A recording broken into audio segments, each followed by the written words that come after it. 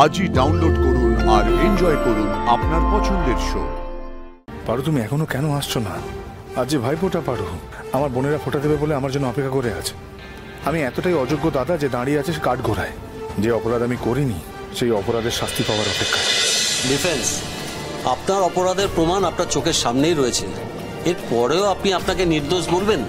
মা ভুবনেশ্বরীর নামে শপথ করে বলছে হুজুর, আমি এসবের কিছু জানি না, জানতাম না। আমি তো বাড়িতেই ছিলাম না, আমি হঠাৎ করে এসেছি। সে সময়তে ওই জিনিসগুলো বাড়িতে এসেছিল হয়তো কিছুক্ষণ আগে। আমি ওটা নিয়েও সইও করিনি। আমার বাবা ছিলেন, বাবা সই করেছেন, বাবা নিয়েছিলেন। আমি তো বাড়িতেই ছিলাম না হুজুর।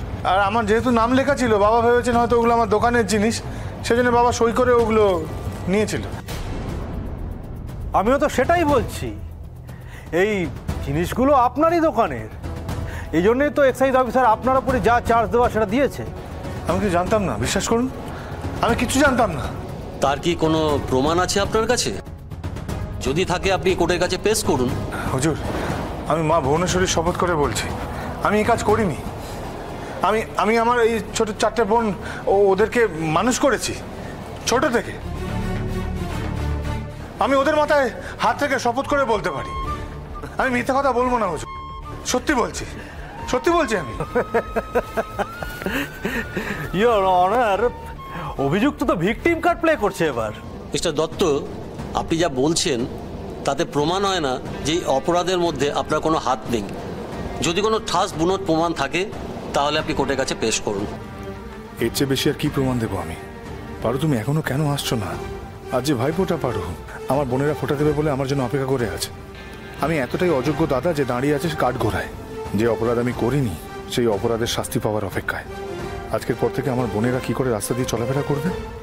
আমার বোন বলে যে ওদের দিকে সবাই আঙুল তুলে দেখাবে, আমার বাবার মাথা নিচে হয়ে যাবে। আমি যে কি করি? হে মা ভুবনেশ্বরী, এতটাই কি আমার পাওনা ছিল? আমার শেষ ভরসা ছিল পারু, সেও তো এখনো এলো না। কি করব আমি? মা আশীর্বাদ করো মা। জয় মা ভুবনেশ্বরী, জয় মা ভুবনেশ্বরী। ইওর অনার, অভিযুক্তের নীরবতাই বলে দিচ্ছে যে তার আর কিছুই বলার নেই। মিস্টার দত্ত, আপনি যদি কিছুই না বলেন তাহলে আদালত মনে করবে আপনার আত্মপক্ষে বলার মতো কিছুই নেই। আপনাকে আদালত দোষী সাব্যস্ত করতে পারে। আর পুলিশ ইনভেস্টিগেশনে বাজেয়াপ্ত করা মদে যদি বিষাক্ত কেমিক্যালের উপস্থিতির রিপোর্ট পাওয়া যায় তাহলে কিন্তু আপনার 3 থেকে 5 বছরের সাজা হতে পারে।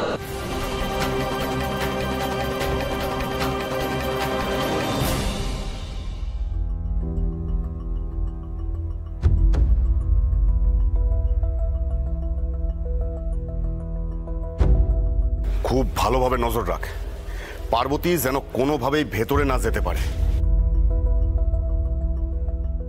কেস উঠে গেছে, ও যেভাবেই হোক ভেতরে যাওয়ার চেষ্টা করবে, দাড়ি লাগিয়ে গোপ লাগিয়ে। শোন, যে যে ভেতরে যাচ্ছে সবার ওপর খুব ভালোভাবে নজর রাখ, ঠিক আছে? যা, নজর রাখ, যা। পার্বতী, পার্বতী, এবার কি হবে? পারছি না রত্না, যেভাবে ওরা নজরদারি করছে তো ভেতরে যেতে গেলেই ধরা পড়ে যাব। আচ্ছা পার্বতী, দাদামণির কি বিচার শুরু হয়ে গেছে নাকি? হে মা ভুবনেশ্বরী, ভেতরে একজন নিরপরাধ মানুষের বিচার চলছে মা। যে মানুষটা তোমার ওপর নিজেকে সঁপে দিয়েছে, যার সব বিশ্বাস তোমায় এসে লীন হয়ে যায়, সেই মানুষটার বিচার হচ্ছে। আর সে যে নিরপরাধ সেই প্রমাণ আমার কাছে আছে। আমি তো আমার সবটুকু দিয়ে চেষ্টা করলাম মা, এবার তোমার ভক্তকে তুমিই রক্ষা করো।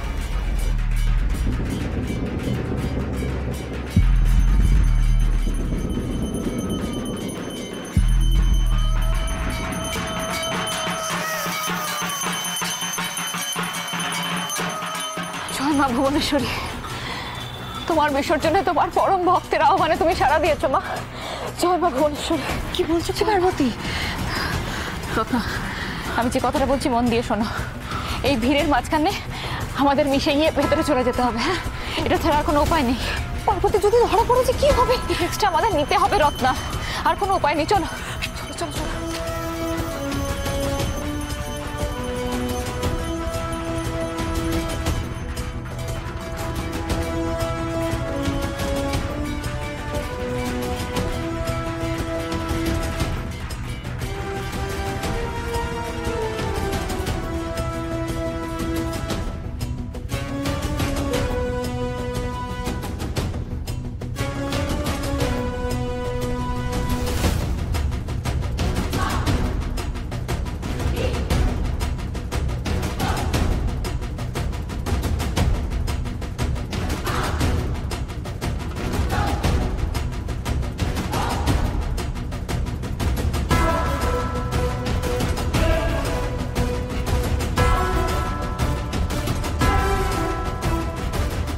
পার্বতী আসবে বলে এখনো এলো না?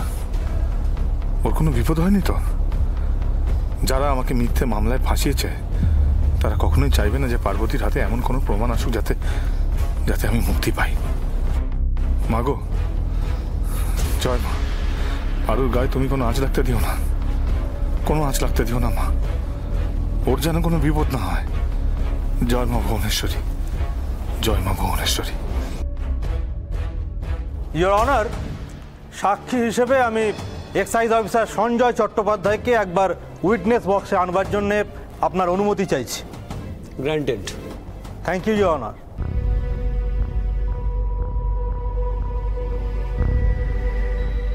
আচ্ছা সঞ্জয়বাবু, আপনি কতদিন সার্ভিসে আছেন? 25 বছর। 25 বছর। আচ্ছা, এই 25 বছরে আপনি মোট কতগুলো রেড করেছেন? প্রায় 40টা। বাহ, 40টা। তার মানে আপনার যথেষ্ট এক্সপিরিয়েন্স রয়েছে।